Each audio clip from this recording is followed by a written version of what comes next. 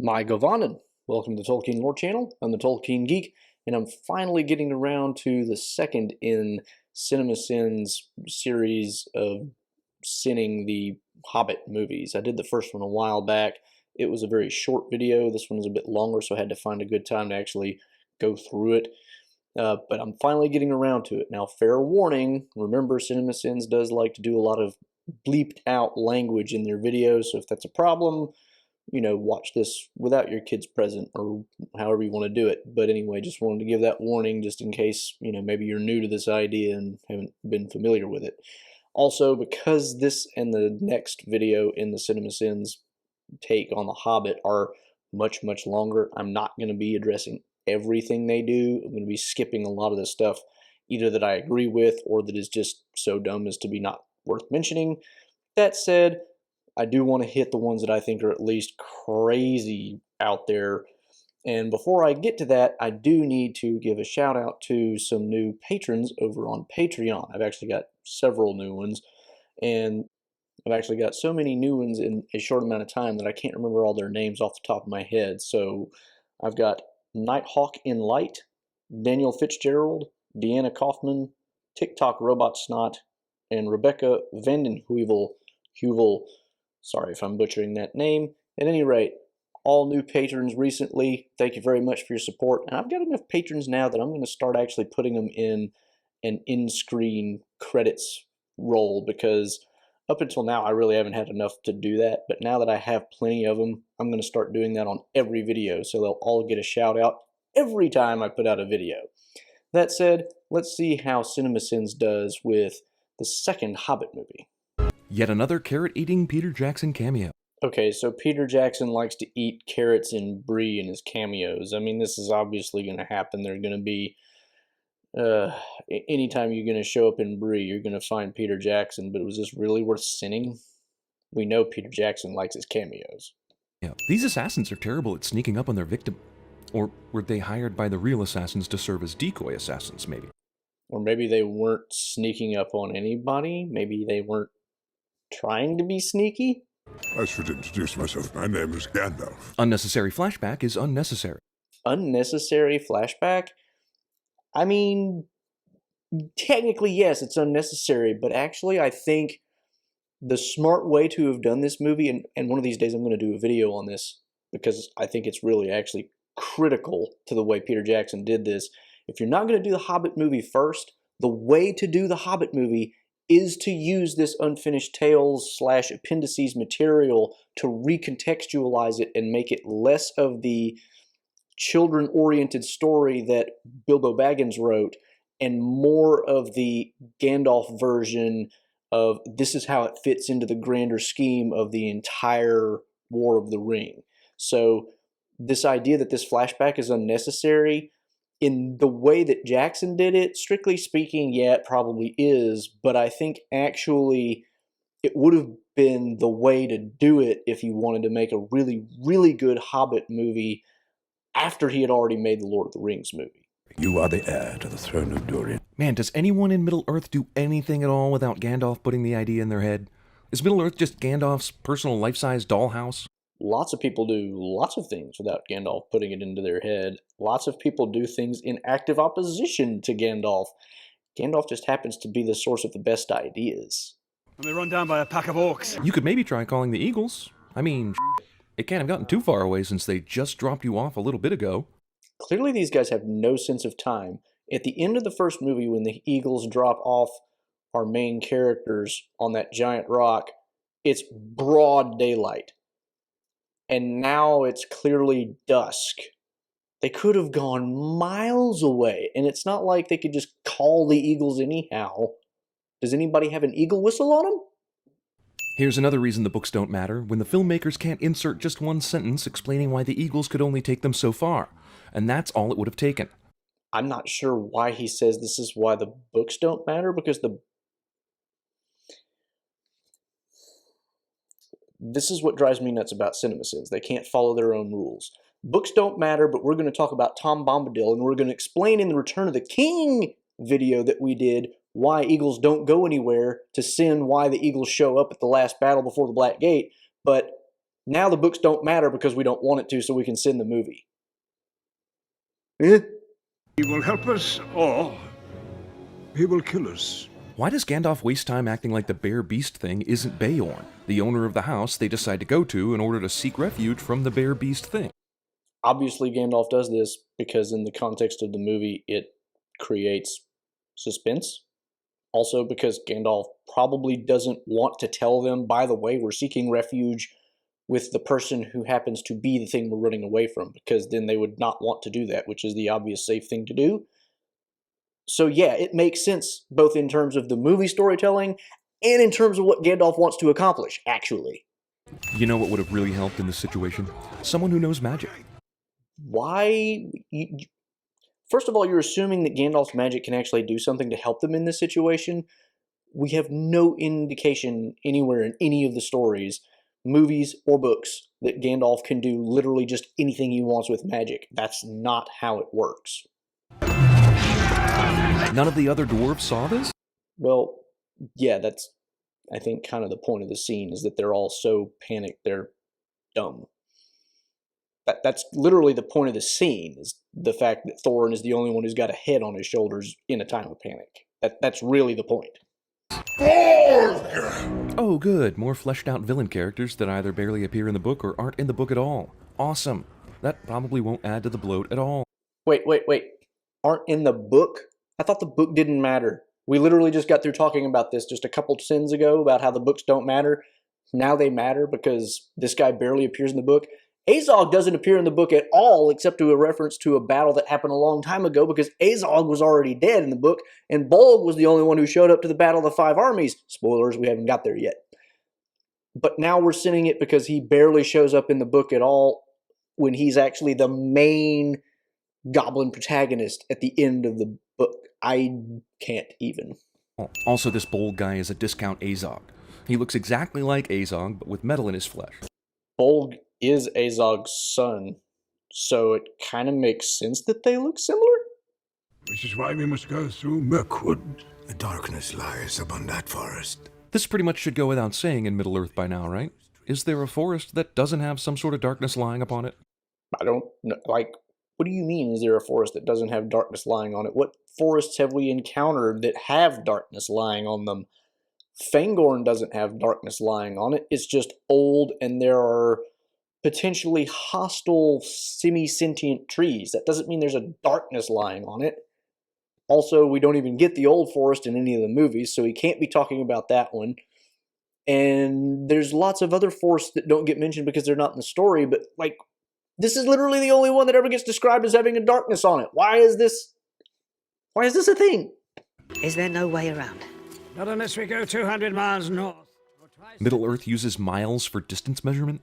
Well, strictly speaking, I think in the book it usually uses leagues, but the whole theory behind The Lord of the Rings and The Hobbit, once Tolkien really goes full hog on it, is that it's translated from older works. Obviously, no matter what backstory you want to give for the origin of this story such that we have it today, we're going to have to use terms with which we are familiar. Would you prefer if literally the entire story was told in Elvish and Adunaic and Western? Like, because that's the logic that would lead you to the, what, they use miles? That's the kind of logic this would be. So by following that logic to its extension, we would literally be watching the movie in Elvish, Adunaic, and Western and never have a clue what anybody was saying. So yeah, great sin, guys. That makes a lot of sense. We interrupt this unnecessary Hobbit sequel to bring you The Lost World Jurassic Park. And see, here's another problem. Like, this is one of the genuinely pretty decent moments in this movie where Bilbo actually has a moment where he's realizing there's more to this adventure than just being uncomfortable, lost, hopeless, scared. There's beauty out in the wide world, and, you know, sometimes it makes sense to sit there and take it in. And what does CinemaSins do with it? They poo-poo all over it and be like, what a dumb waste of time that was. It's like, you have no sense of storytelling at all. Oh, come on. How did Bilbo get access to his sword after being spun into a cocoon? I mean, look at this. Does this look like something anyone would be able to move their arms and legs around in? So in case you didn't notice, Bilbo has a pretty decent range of movement within that cocoon. So the fact that they gave this thing 2 sins when the answer is staring literally everybody in the face tells you about the quality of CinemaSins these days. Fortunately for Bilbo, the spiders dragged all the dwarves to one place before eating them, making them easier to rescue, because everyone knows spiders prefer to eat family style. Well, they do have, like, a nest, so it does kind of make sense they would bring them all back there, actually. Nearly every f***ing spider has to go check and see what that noise was. Why wouldn't they go check it out? Safety in numbers? Seems logical. It's also fortunate that there are all these layers of spiderweb to catch each of the falling dwarves and ease them to the ground, especially considering the spider that Bilbo just stabbed fell down and hit the ground hard. Okay, so first of all, did you consider the fact that maybe Bilbo wouldn't have just cut them down if there weren't all of those webs layers down there? Second, the spider fell and hit the ground hard because it's a lot bigger and heavier. Also, the spider was already dead, so it's not like the fall killed the spider anyway. Oh, come on, that thing fell and bounced and is definitely lost forever. If you're going to say the ring wants to be found because it has a mind of its own, then it shouldn't ever fly out of his control in the first place. These people are ascribing a lot more to the ring than is really implied in the ring wants to be found line. The ring wants to be found is something about how it's going to exert whatever influence it can to make sure somebody sees it, picks it up, and whatever. That doesn't mean the ring can literally act on its own and defy gravity and fly around. If Bilbo is holding the ring in his hand and somebody slaps the hand and hits the ring is going to fly. That's what it's going to do because the ring can't defy the laws of physics. Oh look, Legolas is in this movie. Is Batman in it too?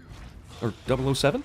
Now this is one of the decisions that actually makes sense that Peter Jackson injected into this movie that wasn't in this book. Because obviously Legolas would have been in Mirkwood at the same time the dwarves would have been there because he's the king's son. Why is it then surprising that he gets added into the movie? That's not a shock at all. It makes perfect sense.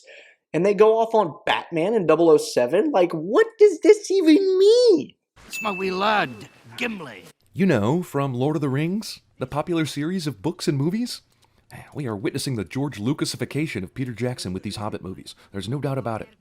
This also makes a lot of sense. Again, now, if you had made the Hobbit movies first, you could still have justified this on the grounds that it's like, okay, yeah, Tolkien didn't put that in The Hobbit, but it still makes sense to put it in the movie because in the context of watching the movie, all of us have already probably read The Hobbit and Lord of the Rings and know where this is going, and we all know Legolas is going to meet Gimli, who is the son of Glóin, who is one of the dwarves captured in Mirkwood, and therefore, wouldn't it be kind of cool if Legolas actually met Glóin and they had like a chat about Gimli and Legolas was all like dismissive and then later they become total best friends? That would be... I could see Tolkien retconning The Hobbit to put that in there. I would not be shocked. And these guys act like that's a sin. I don't get it. Unlikely elf-dwarf love story. Now here, I agree with them, but I have to mention it because this is one of the dumbest elements of the entire Hobbit trilogy.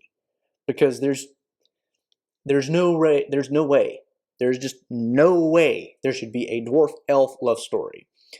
The fact that Gimli and Legolas become really good friends is shocking enough. Dwarves and elves are not like elves and humans. They don't get into romantic relationships. Elves and humans can because fundamentally they're kind of the same thing. Dwarves are not. And that's, you got to go back to the Silmarillion if we really want an explanation of all that. And I know the books don't matter, but let's be honest, this was kind of a really dumb direction for these movies to go, and my understanding is it's not Peter Jackson's fault, it's really Warner Brothers pushing all this, but regardless, it was really dumb, and so I have to agree with the CinemaSins guys here. This was a really dumb thing to do.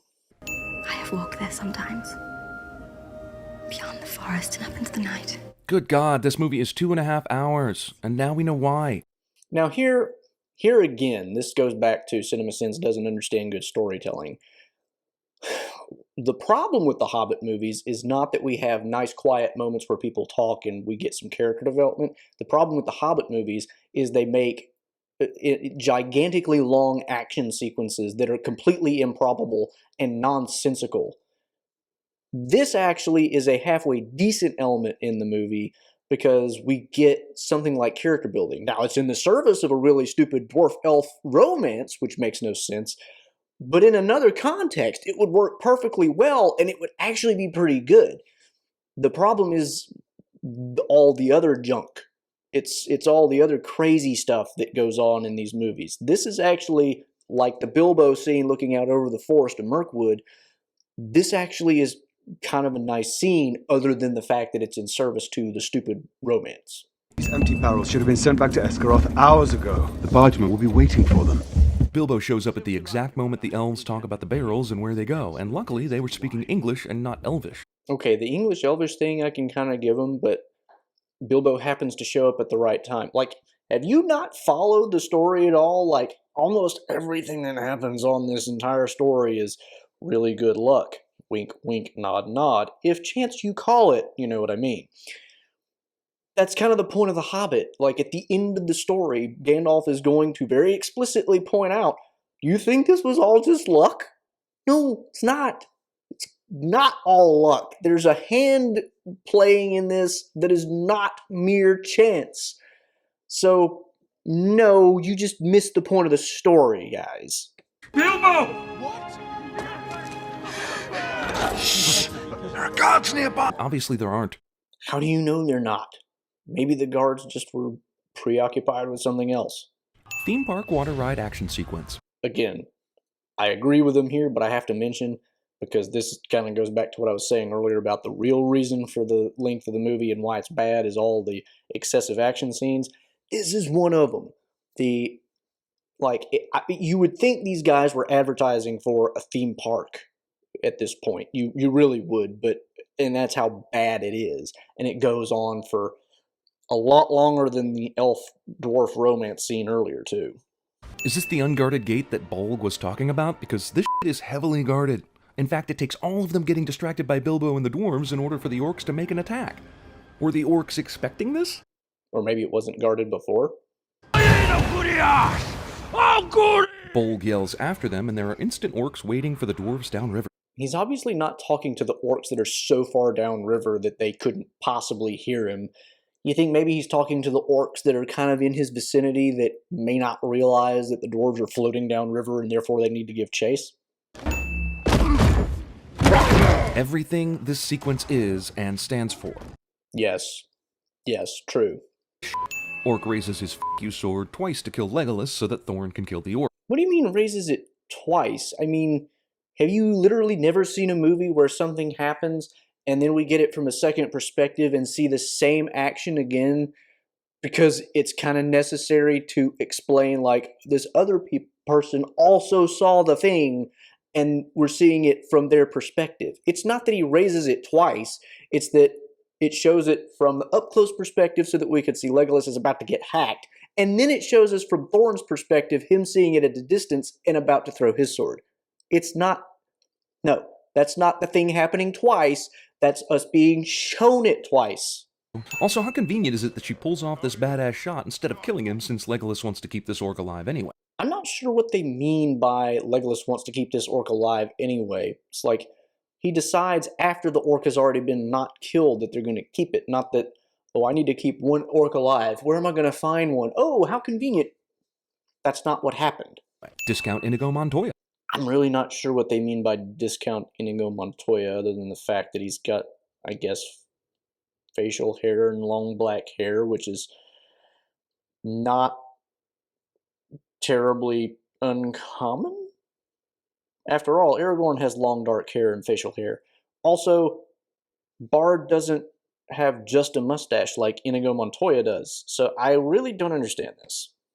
A shadow that grows in the dark. How much of this movie's runtime is devoted to veiled references to Sauron? I'd wager it's at least 20 minutes. Yeah, so the idea that Sauron gets mentioned a lot in this movie, this again goes back to that point I was making. Given the fact that this movie was made after The Lord of the Rings, we're gonna get veiled references to Sauron, and it's not surprising that we do. They do overplay that hand a bit, especially when it comes to Smaug, I think, but it doesn't really go wrong here, in my opinion. I just don't see that as being an actual problem. Because, like I said, in the original Hobbit, you've got no plans for this to expand into the Lord of the Rings, so of course you're not going to have them there. But once you've already got that established, you kind of have to make forward-level tie-ins to make everything make really good sense.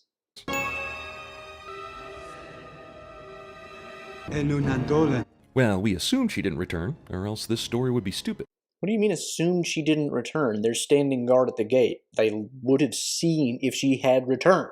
It seems like these guys have dumped enough fish to see some dwarves, but when Alfred tells the guys to stop, it looks like no fish have been dumped out of the barrels at all. See, this fish being dumped out of the barrel scene is actually one of the reasons why I don't buy the line from all these people that want to be like, why are you criticizing CinemaSins? It's all a joke. It's all parody. It's like, that is a perfectly obvious, legitimate criticism where they're pointing out that they lost the coherence of the shot because they didn't maintain the same level of fish in the barrel from one shot to the next. That is an obvious, true criticism, and it's not in any way funny. So it's like they have to, if you want to say that CinemaSins should just get off because they're just funny and they're just making a joke, then I shouldn't have to take any of their criticisms seriously. And yet this one is obviously serious and obviously warranted. Therefore, how can I take you seriously when you tell me that CinemaSins is just parody? It's obviously not just parody. They're making legitimate criticisms. So don't tell me in the comments, please, that, why are you criticizing them? It's just parody. No, it's really not. Stephen Colbert 1, Tom Bombadil 0. It's not even The Lord of the Rings, and we're getting Tom Bombadil mentions, and he's only in the book. Cute scene, but how the fuck did they know where to swim to get here? How did Bilbo and the dwarves jump into the water without being seen? So you're telling me Bard couldn't have told them, showed them, done anything to explain to them how to get to this point? I have a feeling he probably could have. King beneath the mountain shall come into his own. Prophecies, man. Why are prophecies like something that's sinnable in this context? I don't get it. I speak to the master of the men of the lake. Will you see the prophecy fulfilled? The prophecy that mentions the lake being set on fire? Sure, what the hell, right? We don't know that Thorin is actually referring to that prophecy. And also, prophecies are kind of by their nature poetic. And therefore, is it really clear? Now, and I will have to say, the wording of the prophecy in the movie is different from the wording of the prophecy in the book. And I think that was one of the stupidest things that they changed, because it really changes the nature of the entire context of this, and it does lend more weight to CinemaSins' criticism here. But the point remains, prophecies tend to be very poetic, and therefore the whole idea of it is like, do we really know that the lake can't burn.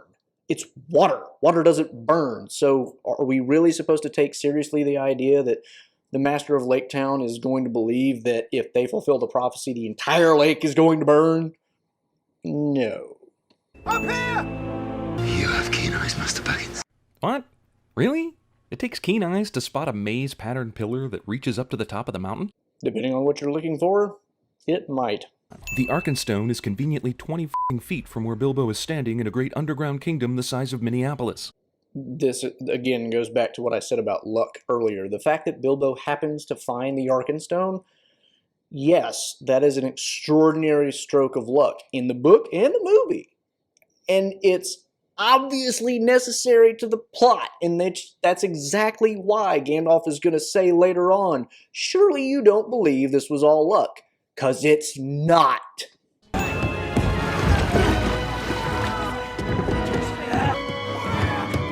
Oh, come on. How did these assholes know Bard would be running through here? Lake Town is a twisty nightmare of directions, and they were hiding out here for whatever reason? Or maybe they deliberately had the soldiers kind of chase him in a direction that would necessarily lead him there. Just saying. Holy sh**, Gandalf's gonna need a lot of eagles to get out of this jam. Wait, Gandalf is going to need eagles. Why is this a sin? The only sin here is the fact that you assume that eagles are always the people to always the means of getting people out of tight situations, which is not true, never has been true, and in this case is not true. By the way. Also, Sauron bitches out instead of killing Gandalf when he has the chance. You think maybe there's a reason Sauron didn't want to kill Gandalf? Just maybe? So it is true. The Black Arrow found its mark. Bilbo seriously says out loud the one weakness the dragon has, and is out of this world fortunate the dragon didn't hear it properly. Bilbo was kind of whispering. Again, the Arkenstone magically finds its way to an area right next to Bilbo. See previous comments about luck. So here's Boffer looking for Kingsfoil, which we remember him going out to get 20 minutes ago in movie time. And it's perfect timing because the orcs see him and know which house to attack. Here's the problem. When Boffer first started looking for this weed, Bard was still in his house. Since that time, Bard runs out, gets captured, the orcs arrive much later, and this asshole is just now finding Kingsfoil? And since Bard says, We feed it to the pigs! This should have taken like 5 minutes at most to find. It should have taken 5 minutes to find something that they feed pigs on a town built on a lake. How many places in this town do you think have pigs? And you've already mentioned earlier in this exact video that Lake Town is a maze. So is it really that surprising that it would take him that long? I don't think so. Also, if Toriel doesn't show up, how do they expect to use the Kingsfoil? It looks like it requires a lot of chanting and special elf leg rubbing and glowing. Why would you assume that, considering we've already seen the Fellowship of the Ring, where Aragorn uses Kingsfoil on Frodo without said chanting? So, the dwarf obviously had some plans to use it, possibly in a manner very similar to what Aragorn did in the movie that we've already all seen, and you literally are just making stuff up now because you have nothing to send this. I mean, it's like, there's so many things you could complain about in this movie, and there's so many that I've skipped over that were legitimate criticisms in this video, and you have to just find some other random thing to make up to make it worse. It's like, why did we need your video to be this long? They complain about the Hobbit trilogy being blown up to 3 really long movies because of all the filler.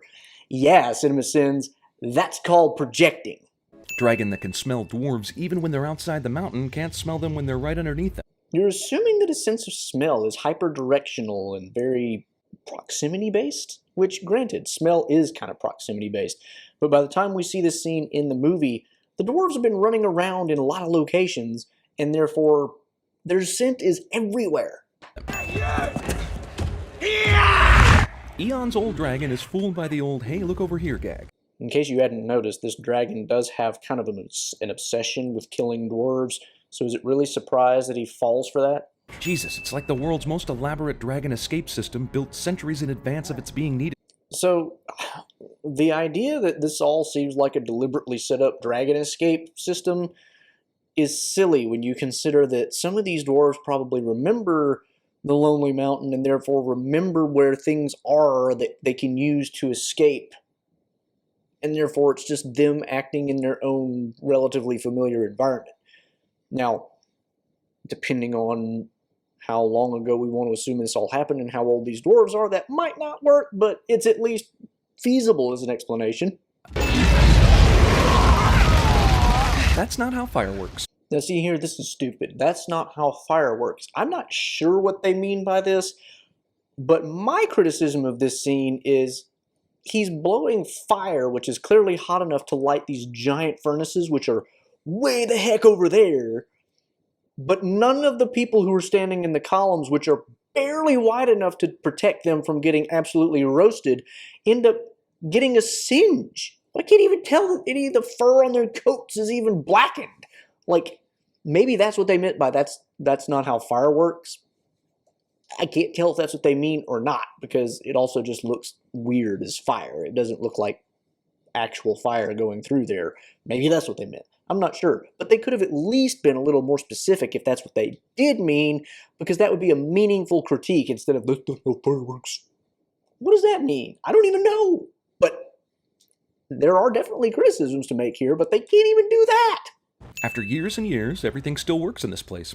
Why wouldn't it work? Dwarves build really good stuff. Why should it be a shock that the stuff that they built didn't, wasn't completely broken down? It's not like it's been forever since they've been there. Moria was deserted for centuries.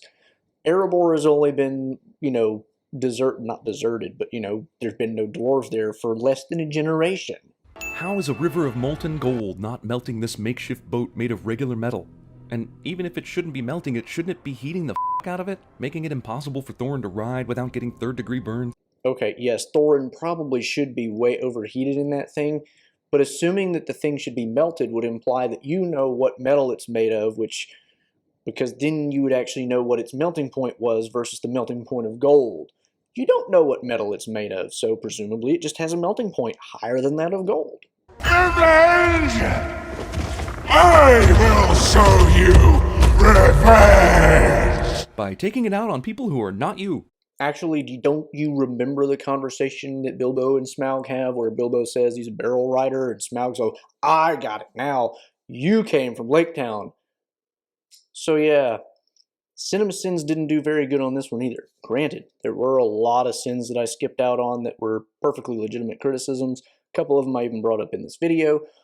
But you can see, if you pay attention, that their level of sinning movies, compared even to when they were sinning the Lord of the Rings movies, has gotten worse. They make up really dumb stuff, and it just doesn't fly. It doesn't fly as comedy, it doesn't fly as serious criticism, it doesn't fly as parody, it doesn't fly as anything. It just doesn't make sense. I'm going to do the third one, and I'm not sure when I'm going to find time to do that one. Hopefully it'll be shortly after I get this one done, but be on the lookout for it. Hope you enjoyed the video. If you did enjoy the video, please give it a like and share it around. You can follow me on Twitter at JRRTLore for some occasional Tolkien-related trivia questions and other stuff. And of course, don't forget to subscribe and hit that bell icon for more videos like this. And you can find me over on Rumble as well and support me over at Patreon. And until the next time, I'm the Tolkien Geek signing out for the Tolkien Lore channel. Namaste.